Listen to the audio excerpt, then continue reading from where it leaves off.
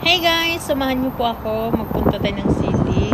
Maglalakad lang po tayo. Dito po tayo dadaan sa tulay para safety po siya. Kasi ayaw ko dumaan na sa kabila. Kung makikita niyo sa kabila, meron po kasi doon yung shortcut na daanan. Pero takot po ako doon tumawid.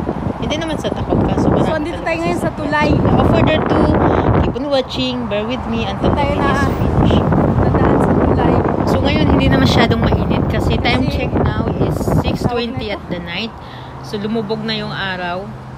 Although meron din siyang humidity at meron yung hangin niya masyadong mainit. Pero hindi na unlike ng morning or afternoon na tirik yung araw. So yun, samahan nyo ako magpunta tayong city. Bibili lang tayo ng patis, which is nawala naman tayong taga-Maniho kasi nating maglakad. So okay lang yan, lakad-lakad din pag may time. So kung nakikita nyo is gumamit lang po ako ng sombrero para hindi masyadong, alam mo na, mainit. So although mainit talaga. So dito hindi pa masyadong madilim yan kasi 6:20 pa lang yan ng gabi. Naman tayo masyadong magtagal doon kasi bibili lang naman tayo ng patis. Lak namin na mag-ariscaldo. Diba nga pag mag-ariscaldo is meron talaga dapat na patis or magnilaga. So ayan, time check and out. Ano daw? Check pala, naka white t-shirt lang ako, tsaka naka leggings, tsaka naka sombrero, tapos nagdala ako ng maliit na bag para hindi ako masyado magbitbit ng bitbit. So if you can see, comfy lang. So by the way, dito sa location namin papuntang Malia is like 15 minutes lang ang lakad. 15 or 10 minutes ganun, hindi masyadong kalayuan pero okay lang yan. Ay naman tayo sa ating paglalakad. Charot. Dito dumaan sa may tulay kasi makikita mo yung buong view. Kung nakikita nyo, ang daming mga lights. Tsaka tanaw na tanaw mo talaga yung sa baba, yung sa kalsada. Ang ganda talaga siya. So, if you can see, ito na yung whole bridge na dadaanan natin. Ayan, ang ganda. Yan naman yung daanan yun, papunta yung Salmia. Yung daanan na yun. Tapos ito naman, pa Quit City naman din yung isa. Kung makikita nyo, nandyan yung 4 points, nandyan yung sa Swift. Dito So, andito tayo ngayon sa tulay. Dito tayo dumaan sa bridge na to. Sa bridge tayo kasi na safety, walang traffic. sa tulay. Walang sasakyan na hindi ka magmamadali pagtakbo-takbo kasi may sasakyan, safety siya. Kasi ito naman talaga tinatayo yung bridge para dun na sa daanan. So, kung makikita nyo, pababa na tayo ng tulay. Malapit na tayo dyan although.